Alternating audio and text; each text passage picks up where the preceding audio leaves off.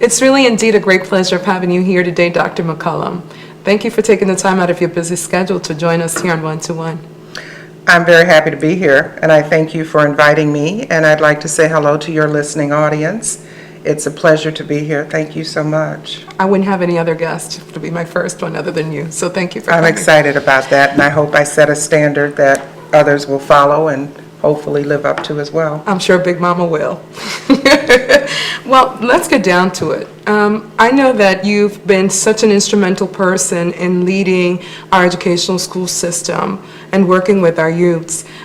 What would you say would be some of your most accomplishing things when it relates to what you do day to day? What is your most rewarding experience as an administrator of Ivana, Eudora, Kean?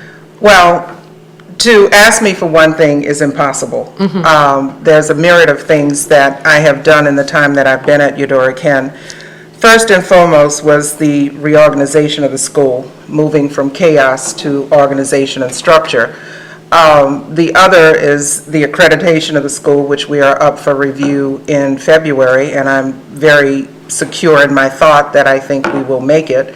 I have nothing to hesitate about in regards to the review for accreditation. Okay. But the other thing that I would have to say is thought-provoking and significant to me is the success of the students and the change in the morale of the campus, school pride. We have built a fantastic marching band.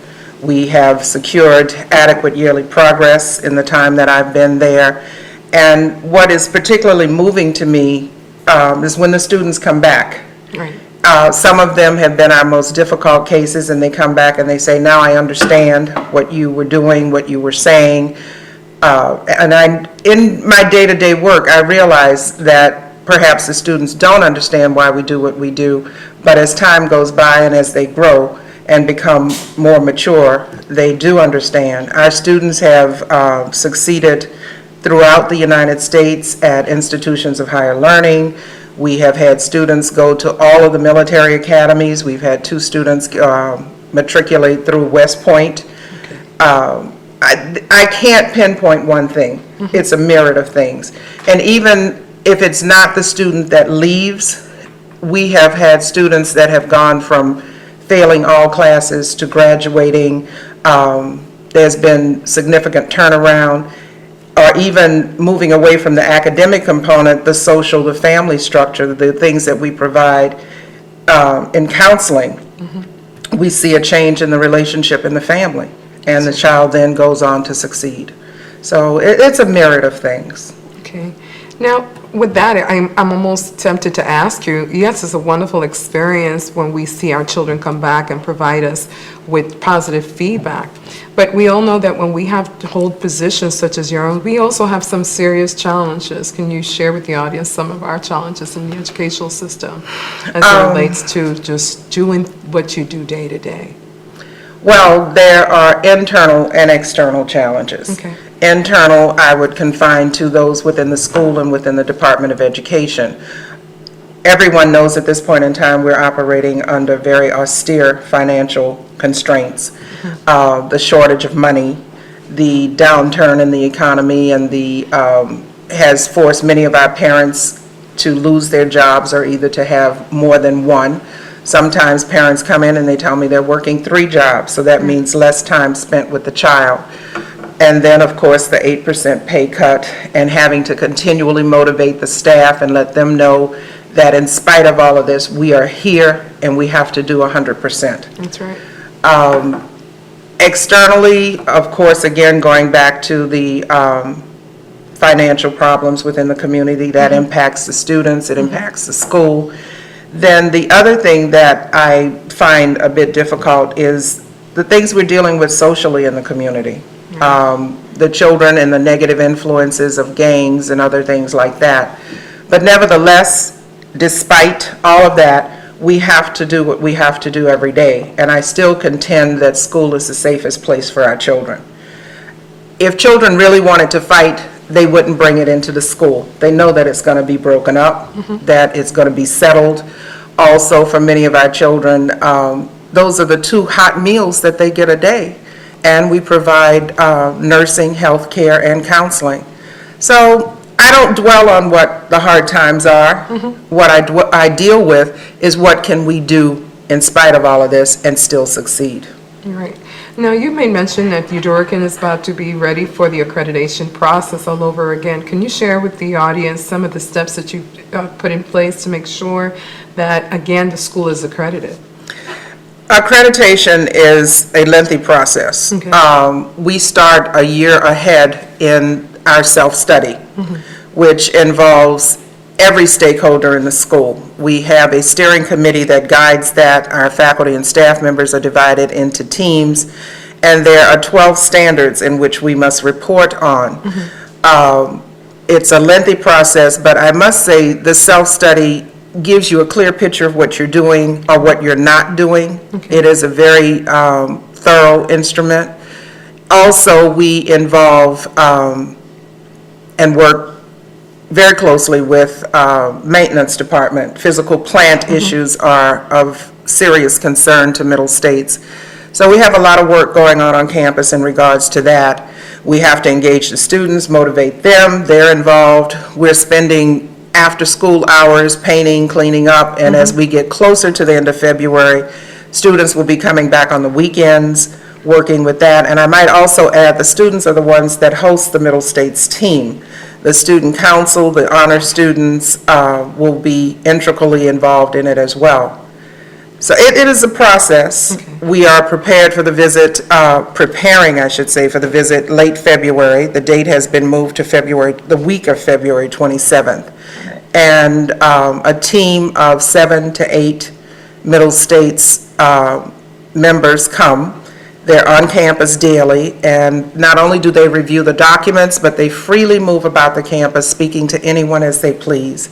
And in that time, they prepare a report, give us a review of the report, and they make their recommendations on should we be reaccredited or should there be stipulations put in place. I am positive that we're going to pass that review. It's a wonderful feeling. I know we work diligently hard to make sure that that's accomplished. And every day is a challenge, but I know that you always step up to the plate and make sure that everything gets done so that our children are better able and equipped to be provided with that education that they need. I've also seen this with my own eyes. A lot of times people think that school is just a place where you're just going to do your homework, read, write, and work, but you take it another step. There are a lot of children that come to our schools that are broken, meaning that the school serves as a safe haven for everything that they need. You may mention that there are times that these students are the ones who pretty much get 2 square meals and that's all they're going to get because at home the situation is so much different. I've witnessed with my own eyes in interacting with you in the past where we had a student who couldn't afford participating in activities and stuff like that. Can you share so much in terms of what are some of the interventions that are put in place for struggling students, not just students that struggle academically, but children who have problems at home and then transcends into school, and you're there to have to nurture and kind of guide them along the process for that? Well, there are a lot of things that we do. Of course, school is about academics. We have a free tutorial program that operates Monday through Thursday from 3 p.m. But I know what you're alluding to, and that's the non-traditional approach that we take with our children. Right. We have students that are lacking in many ways, particularly now with the difficult financial times. I had a young lady who was in foster care and could not afford to come to the prom. Because of the relationship that we have with the community, often I will pick up the phone and I will call individuals and ask them to help. In that case, we had someone provide a dress for her prom dress. We had another merchant provide shoes. We have a cosmetology department. We continually provide those services to our students free of charge. And that's only one case. We have students that, for whatever reason, may not have appropriate shoes. We have students particularly doing the introductory night, which is the senior introduction to the community, who may fall short, and we have individuals that step up to the plate and help our students. School for these children is the most, again, I'm repeating myself, the most stable environment. And often at times, we become the surrogate family, and sometimes the most stable place for them in terms of that sense of belonging, getting them to learn to make that connection, and being able also to learn to trust adults and to trust the community, to trust, just to trust. So educating a child today is not simply reading, writing, arithmetic as it used to be. Exactly. It's providing the emotional and psychological support so we can then get down to the business of the education. Right, if I understand it correctly, we have to take a holistic approach to education, just looking as a child, not just in terms of reading and writing, but all the elements that make up that child. That's absolutely correct. And in some cases, it means also reaching out to the family. It means reaching out to all of the social service agencies, Family Resource Center, Kids Scope, Department of Human Services, so that we can bring services to the family so that there can be a more stable environment at home. And I agree, holistic is the word. We have to look at the whole picture. We have to make a circle. Right. And we have to join hands with that child and their family. And their families. When we get back, I'd like to talk a little bit about some of the bullying incidences that might take place in school and what interventions are taking place to eliminate that, or at least kind of work on that so that our students can feel even safer, if you don't mind sharing with that. Not at all. Thank you. You're Stay welcome. tuned. If you think it's hip to be in a gang, listen up. I got into a gang at the age of 13. At 21, I was in and out of prison for the next 17 years. I got shot 13 times.